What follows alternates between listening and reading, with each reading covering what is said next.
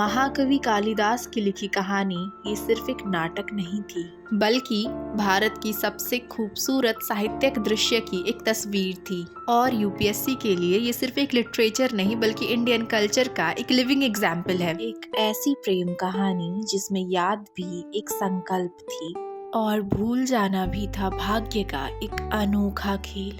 ये कहानी है अभिज्ञान शकुंतलम की, जहाँ प्रेम खिला भी और प्रेम ने प्रकृति से अपना रूप भी लिया। और विरह तो ऐसी कि कविता लिखती।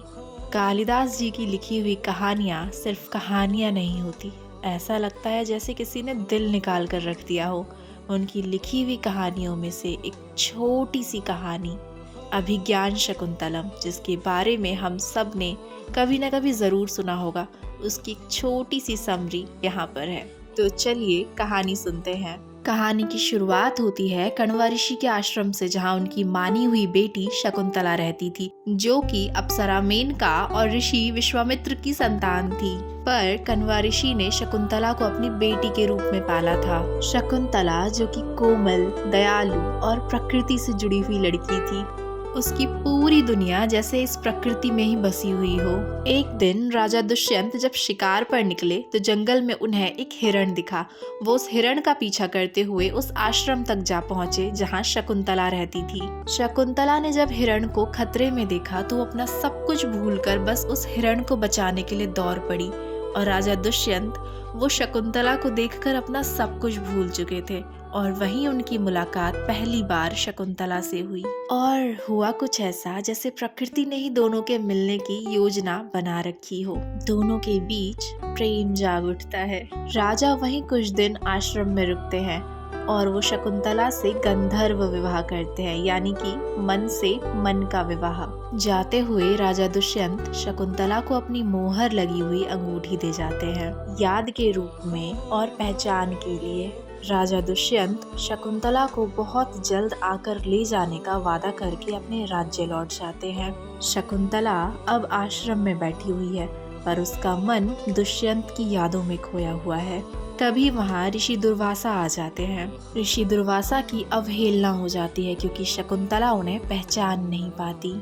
वो तो अपने प्रेम में मग्न होती है और ऋषि क्रोध में आकर शकुंतला को श्राप दे देते हैं, जिसे तुम इतना याद कर रही हो वो तुम्हें कभी याद नहीं करेगा। और जब आश्रम के लोग प्रार्थना करते हैं तो ऋषि कहते हैं, जब राजा तुम्हारी कोई निशानी देखेगा तो उसे वो सब याद आ जाएगा, वो सारे पल याद आ जाएंगे जो वो भूल चुका है।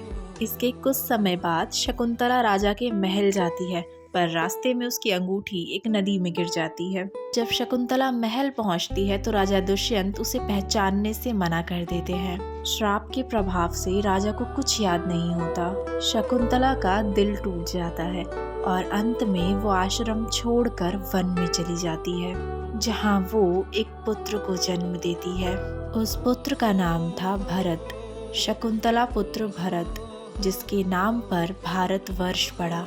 और यूं ही करके कुछ महीने और बीत गए और एक दिन एक मछुआरे को नदी में एक मोहर लगी हुई अंगूठी मिली। ये वही अंगूठी थी जो राजा दुष्यंत ने शकुंतला को अपनी निशानी के रूप में दिया था।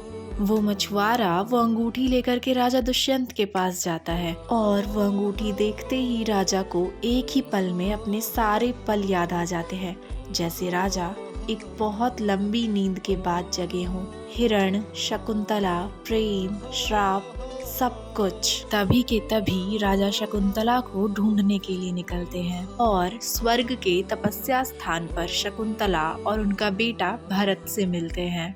राजा को देखते ही जैसे शकुंतला के लिए वक्त ठहर गया हो, जिसकी उम्मीद शकुंतला छोड़ चुकी थी। राजा ने शकुंतला से माफी मांगी और फिर से सब मिल जाते हैं। प्रेम, पहचान और अपनापन। अभिज्ञान शकुंतलम प्रेम, विरह और पहचान की कहानी है। कालिदास जी ने इसमें प्रकृति, भावना और नारी की कोमलता को इतने सुंदर तरीके से दिखाया है कि ये कहानी आज भी दिल छू जाती है। इस कहानी का संदेश बस इतना सा है कि सच्चा प्रेम कभी नहीं खो सकता।